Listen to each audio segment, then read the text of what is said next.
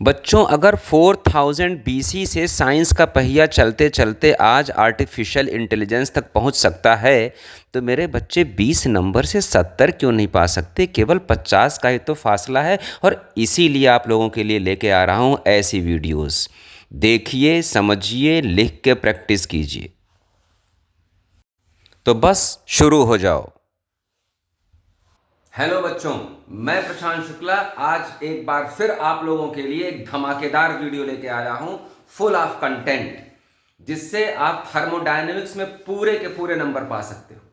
आपके annual examination में जो भी वेटेज टीचर सेट किए होंगे थर्मोडायनेमिक्स के लिए, जो जो टॉपिक्स मैं बताऊंगा, क्या पढ़ना है, कितना पढ़ना है और कैसे पढ़ना है, तो अगर आप उसको फॉलो करते हो तो आप निश्चित रूप से पूरे के पूरे नंबर पाओगे। और आगे आपकी स्टडी के लिए भी ये जो कॉन्सेप्ट्स आप सीखोगे वो बड़े इंपॉर्टेंट होने जा रहे हैं।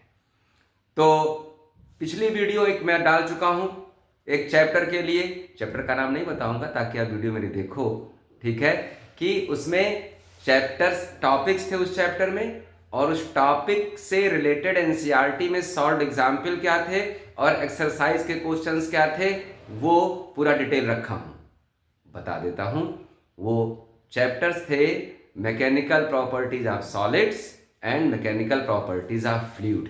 मुझे क्या मालूम आप ये वीडियो किस क्रम में देख रहे हो सकता है ये वीडियो आप पहले देख रहे हो, ठीक है। तो चलिए शुरू होता है थर्मोडायनेमिक्स। पहली चीज है थर्मोडायनेमिक्स में जीरोथ लॉ। जीरोथ लॉ एक बेसिक बात, ये पूरा वीडियो हमारा पूरा पढ़ाने के लिए नहीं है, ये चैप्टर्स के टॉपिक्स बताने के लिए हैं। छोटी छोटी आपको झलकियां दिखाता रहूंगा ताकि आप पहचान तो लो। अपने रेफरेंस बुक में, अपने नोट्स में कुछ बच्चे हेडिंग डालना भूल जाते हैं, तो फिगर से वो समझ लेते हैं। तो ये जीरोथ लॉ कहीं से भी आप पढ़ोगे, कैसे भी पढ़ोगे, एक फिगर आपको बना दिखे मिलेगा। ये एक 3 गैसेस हैं, सिस्टम्स हैं, ए बी सी, जो भी नाम वहां दिया जाए।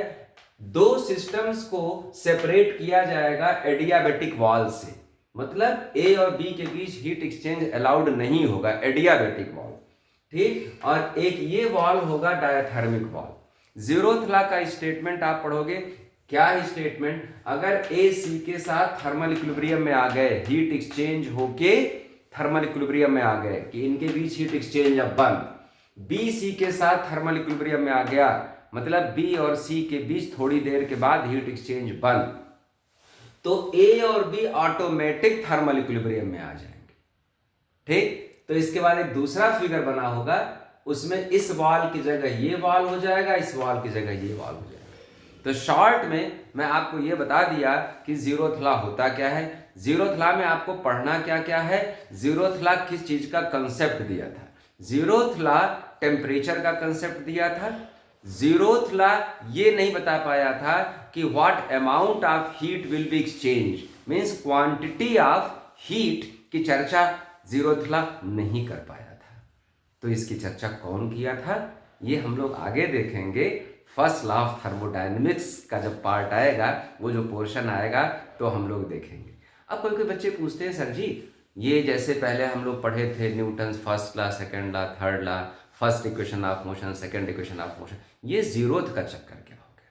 बेटा लोग, पहले फर्स्ट लॉ ऑफ थर्मोडायनेमिक्स निकाली गई थी, लेकिन फर्स्ट लॉ के बाद एक बड़ा बेसिक सा कंसेप्ट वैज्ञानिकों के सामने आया, हीट एक्सचेंज का, थर्मल इक्विलिब्रियम का। अब वो इतना बेसिक था, इतना बेसिक था कि उसे सेकेंड लॉ नाम देना ठीक नहीं था, तो उसे जीरोथ लॉ नाम दे दिया गया। मतलब अगर आप क्रोनोलॉजिकल ऑर्डर में आप देखें, then what you will get first law of thermodynamics come first in chronological order, then zeroth law, ठीक। तो इसके बाद आप ये क्रम देखते चलिए, किस क्रम में आपको पढ़ना है, क्या क्या पढ़ना है। बीच बीच में मैं ऐसे ही एक्सप्लेनेशन देता रहूंगा, डिस्क्रिप्शन देता रहूंगा। Keep on watching, thank you.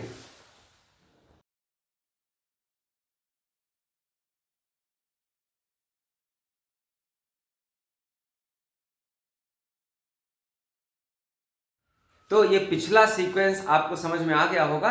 अब चूंकि हम लोगों को पढ़ना है फर्स्ट लॉ ऑफ थर्मोडायनेमिक्स, तो फर्स्ट लॉ ऑफ थर्मोडायनेमिक्स पढ़ने से पहले internal energy of any system की जरूरत पड़ती है। लग ही रहा इंटरनल एनर्जी, किसी भी सिस्टम के अंदर जो जो एनर्जी है वो सब किस फॉर्म में हो सकती है बेटा? वो गैसेस के जो मॉलिक्यूल्स हैं उनके मूवमेंट की वजह से हो सकती है, टेम्परेचर की वजह से हो सकती है। तो इंटरनल एनर्जी इन दो चीज़ों की वजह से मेनली होती है। तो sir change in internal energy भी इन्हीं दो चीज़ों के चेंज होने से होती होगी? हाँ बिल्कुल जी, इन्हीं दोनों चीज़ों के चेंज होने से होती होगी। अगर आप कन्फिगरेशन चेंज कर दिए, गैस को कंप्रेस कर दिए, कन्फिगरेशन चेंज हो गया। गैस को एक्सपैंड कर दिए, कन्फिगरेशन चेंज हो गया। ठीक, तो अगर कन्फिगरेशन चेंज हुआ तो इंटरनल एनर्जी चेंज हो जाएगी। टेम्परेचर चेंज हुआ तो इंटरनल एनर्जी चेंज हो जाएगी। तो ये दो मेन फैक्टर्स हैं, those are responsible for change in internal energy of any thermodynamic system. जब भी थर्मोडायनेमिक्स में कोई डेफिनेशन लिखना तो थर्मोडायनेमिक सिस्टम जरूर घुसा देना, स्टैंडर्ड लगता है। Thermodynamic system, if two thermodynamic systems are in thermal equilibrium with each other, then तो बात यहां से आगे बढ़ाएंगे आप। ठीक है, तो चलिए अगले क्रम के लिए आप तैयार हो जाए।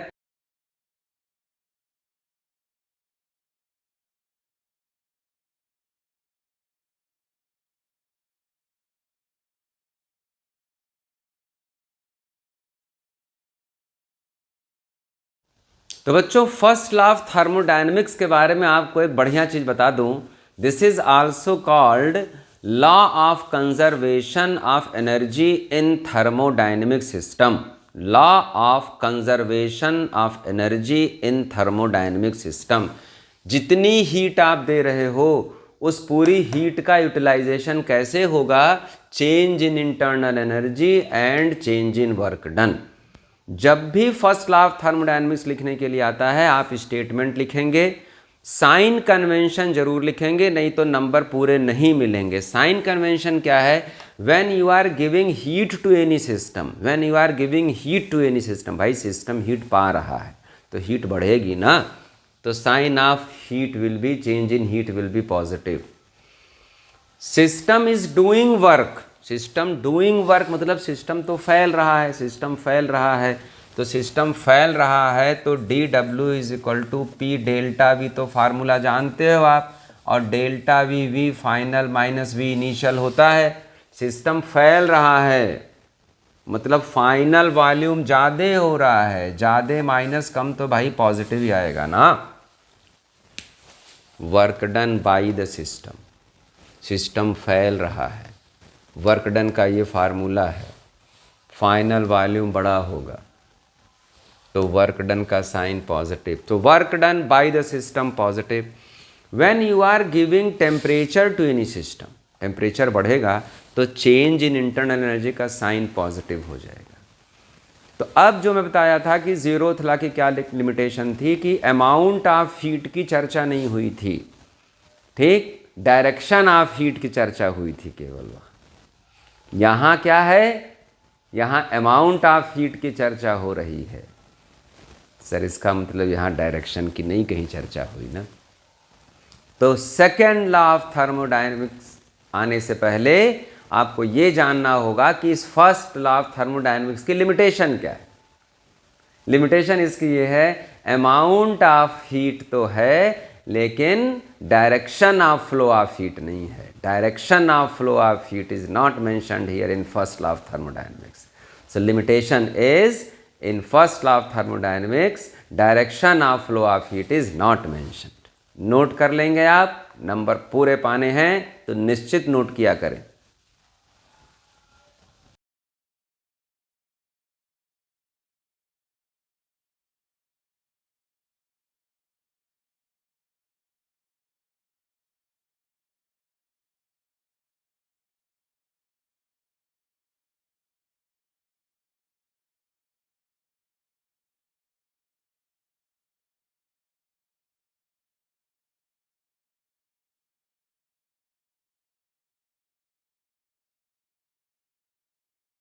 तो बच्चों अब हम लोगों को आइसोथर्मल और एडियाबेटिक प्रोसेस के बारे में बातचीत करनी है। एक वीडियो मेरी पहले है पूरी डिटेल आइसोथर्मल प्रोसेस और एडियाबेटिक प्रोसेस के बारे में, लेकिन यहाँ भी मैं रिवीजन के तौर पे बता देता हूँ। अगर कोई थर्मोडायनेमिक सिस्टम ऐसा है जिसमें टेम्परेचर कांस्टेंट हो जाता है, दुनिया भर की चीज़ें बदलती रहें कोई मतलब नहीं, लेकिन अगर टेम्परेचर कांस्टेंट हो गया, वाटर बॉयल कर रहे हो, बॉयल करना शुरू हो गया, 100 डिग्री सेंटीग्रेड के बाद उसका टेम्परेचर बढ़ने वाला नहीं है, ठीक, तो अब वो आइसोथर्मल प्रोसेस हो गया, वो मतलब boiling of water isothermal process हो गया। आगे बात समझ में, ठीक है। आइस मेल्ट कर रही है, जीरो है, जीरो है, जीरो है, जीरो है, जीरो है, जब तक पूरी की पूरी आइस मेल्ट नहीं हो जाती तब तक उसका टेम्परेचर जीरो बना रहेगा। तो melting of ice is also one example of isothermal process, ठीक। अब उस वीडियो में पूरी बात बताया हूं कि आइसोथर्मल गैस इक्वेशंस क्या होते हैं, ठीक है। आइसोथर्मल प्रोसेस को कैसे स्टैब्लिश किया जाएगा, उसको परफेक्टली कंडक्टिंग वेसल में रखा जाएगा, परफेक्टली कंडक्टिंग वेसल में रखा जाएगा गैस को, और पिस्टन से धीरे धीरे प्रेस किया जाएगा या धीरे धीरे पिस्टन को एक्सपेंड किया जाएगा। Means thermodynamic process should be extremely slow. Thermodynamics में एक्सट्रीमली स्लो प्रोसेस को कहते हैं quasi static, quasi QUASI, quasi static process. तो दो कंडीशन तो इस वीडियो में बता दिया मैं आपको कि the gas must be contained in a perfectly conducting vessel first, and second the process either it is compression और it is expansion of the gas should be with extremely slow rate, extremely slow rate, ठीक है।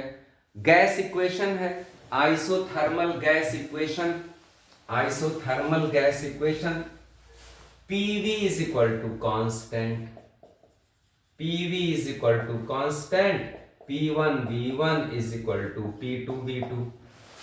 इससे ढेर सारी बातें हैं उस video में और इसका मैथमेटिकल एस्पेक्ट आप देखेंगे, ठीक है। Isothermal process, isobaric process, cyclic process, दो वीडियो ऑलरेडी हैं, ठीक है। अभी आपको इसमें दिखा दूंगा ताकि आप आइडेंटिफाई कर लो उन वीडियोस को। बात यहाँ मेनली मुझे ये करनी है बेटा लोग, आइसोथर्मल प्रोसेस का स्लोप, पीवी डायग्राम। एक चीज और जान जाओ, थर्मोडायनेमिक्स में प्रेशर और वॉल्यूम के बीच जो ग्राफ बनाया जाता है उसको कहते हैं इंडिकेटर डायग्राम। क्या कहते हैं? Indicator diagram, indicator diagram. Graph between pressure and volume, graph between pressure and volume is called what? Indicator diagram. तो जैसे यहां मैं एक प्रेशर वॉल्यूम के बीच ग्राफ प्लॉट किया हूं बेटा लोग, ये आइसोथर्मल है कि नहीं? पीवी कांस्टेंट अगर लिख दिया गया तो P प्रोपोर्शनल 1/V हो गया कि नहीं? P प्रोपोर्शनल 1/V हो गया कि नहीं? तो प्रेशर और वॉल्यूम इनवर्सली प्रोपोर्शनल हो गए कि नहीं हो गए? तो इस ग्राफ का स्लोप क्या होगा? P/V, P/V। इसके तुरंत बाद मुझे एडियाबेटिक प्रोसेस बात करनी है। एडियाबेटिक प्रोसेस का गैस इक्वेशन क्या होगा? सर जी ये तो बता दो एडियाबेटिक होता क्या है। बहुत सही भाई, heat exchange zero. Thermos flask, thermos flask, बढ़िया थर्मस फ्लास्क, कंपनी का नाम नहीं दिखाऊंगा नहीं तो ऐड हो जाएगा, ठीक। बढ़िया थर्मस फ्लास्क, चाय गरम रखा इसमें मैं, ठीक, 80 डिग्री सेंटीग्रेड के आसपास का, 2-3 घंटे बाद केवल ये 79 हुआ, 78 हुआ। तो adiabatic process, this thermos flask is not permitting heat exchange, alright. So heat exchange zero, adiabatic process. How to establish adiabatic process? Sir बात सही लग गया कि हीट एक्सचेंज नहीं होना है, तो जो कंटेनर के वॉल्स होने चाहिए वो क्या होने चाहिए? इंसुलेटर होने चाहिए, थर्मल इंसुलेटर्स होने चाहिए। और ये प्रोसेस बहुत जल्दी करके ख़त्म कर देना होता है। कंप्रेस करना है सर तो फटाक से कंप्रेस कर दो, एक्सपैंड करना है तो जल्दी से एक्सपैंड कर दो, एडियाबेटिक रहेगा। Adiabatic gas equation PV raise gamma is equal to constant. तो P1 V1 gamma is equal to P2 V2 gamma. Adiabatic का स्लोप जो होगा बेटा लोग, पीवी डायग्राम का स्लोप जो होगा वो आइसोथर्मल से गामा टाइम्स जाती है, और गामा ग्रेटर देन 1 होता है। गामा क्या होता है? Greater than 1। इसकी भी एक वीडियो बनाया हूं मैं, CP/CV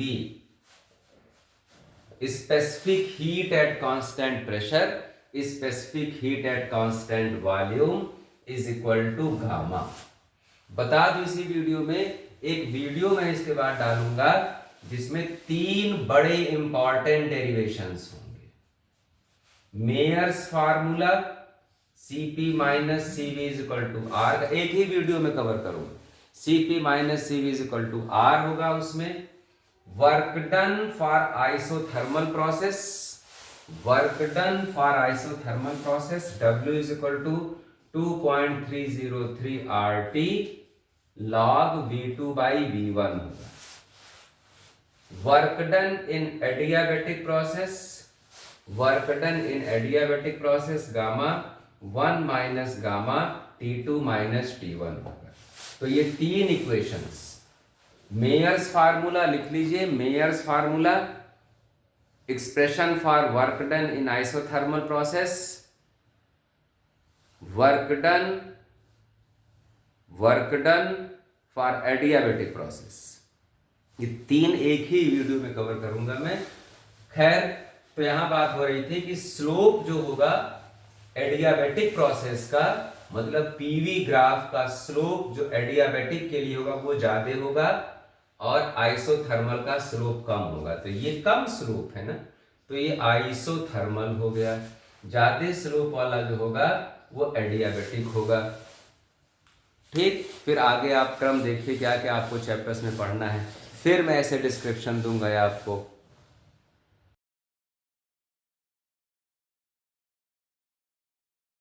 ये वो वीडियोस हैं जो पहले हमारे चैनल पे हैं। Cyclic process, first law of thermodynamics, isothermal and adiabatic process का पूरा डिटेल है इसमें, गैस इक्वेशंस हैं, आप इनको ज़रूर देखिएगा पूरे डेरिवेशंस के साथ।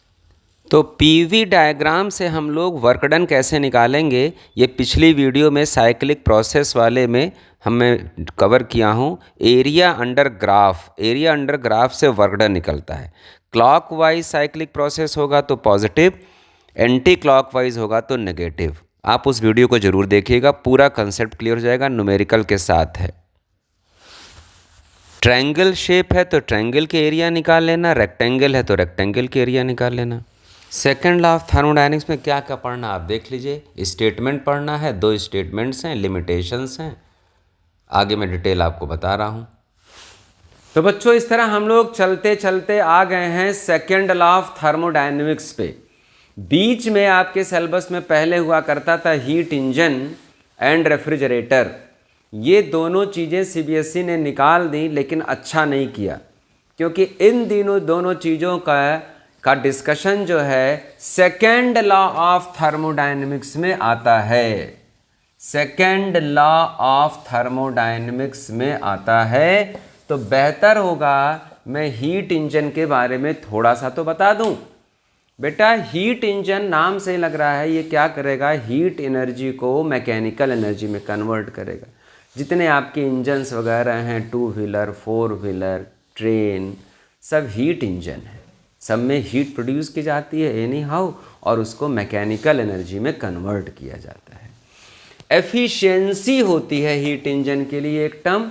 किसी भी हीट इंजन की एफिशिएंसी 100% नहीं हो सकती, मतलब जितना हीट ये लेगा वो पूरा का पूरा हीट कन्वर्ट वर्क में नहीं कर पाएगा। तो सर, क्या इसका link second law of thermodynamics से है? सेकेंड लॉ ऑफ थर्मोडायनेमिक्स में 2 स्टेटमेंट हैं, कोई फार्मूला नहीं है। Kelvin Planck statement and Clausius statement. आगे बात समझ में। एक स्टेटमेंट कहता है कि 100% efficient heat engine not possible. Kelvin Planck statement कहता है कि it is impossible to construct 100% heat engine. Okay sir, ये तो बात हो गई। सर, रेफ्रिजरेटर के बारे में कुछ बता दो। बेटा ये बताओ, ये हाथ ठंडा ये हाथ गर्म, टच कराए, लगी रहा होगा, ये विंटर सीजन में वीडियो बना रहा हूँ मैं, टोपी वोपी लगाए, ठीक है।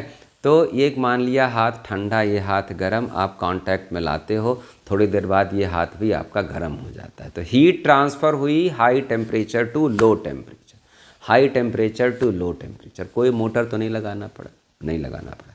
सो transfer of heat takes place naturally from low high temperature to low temperature. naturally from high temperature to low temperature. No motor is required. But if you want flow of heat from low temperature to high temperature, then motor will be required.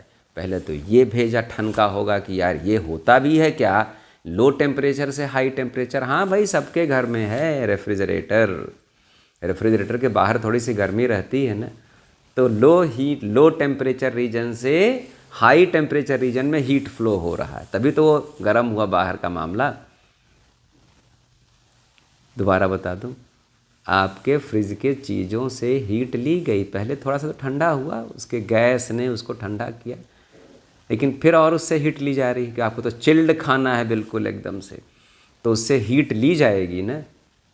तो heat लेने का काम कौन कर रहा है उससे? Compressor खराब तो रेफ्रिजरेटर खराब।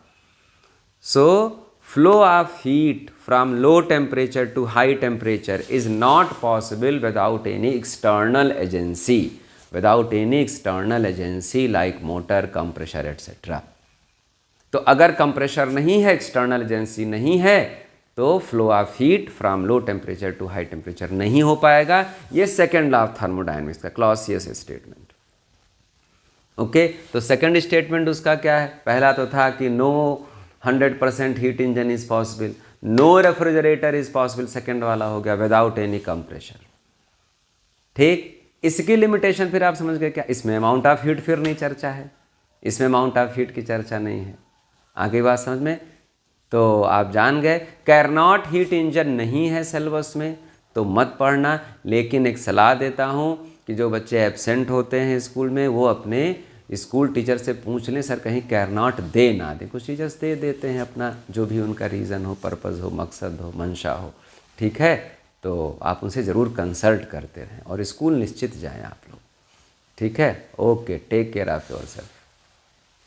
जैसा कि पहले बताया, सीबीएसई ने इसको डिलीट कर दिया है, लेकिन अपने स्कूल टीचर से आप पूछ लीजिएगा, अगर कराया गया होगा तो आप प्लीज़ कर लीजिएगा। बहुत इम्पॉर्टेंट हुआ करता था किसी ज़माने में। मेयर्स फार्मूले का proof, work done in isothermal process का proof, work done in adiabatic process का प्रूफ, ये मैं आप लोगों को एक वीडियो में लेके आ रहा हूँ। तीनों मेन डेरिवेशंस, मेयर्स फार्मूला, ये जो वर्क डन इन आइसोथर्मल का आपको स्क्रीन पे दिख रहा है, वर्क डन ऑफ एडियाबैटिक का जो दिख रहा है, ये मैं आपको एक वीडियो में कराऊंगा। लिख लिख के प्रैक्टिस करना, कलम तोड़ के प्रैक्टिस करना, मतलब प्रैक्टिस करने के बाद तोड़ना नहीं। All the best and keep on watching next video. Good luck, take good care of yourself, bye bye.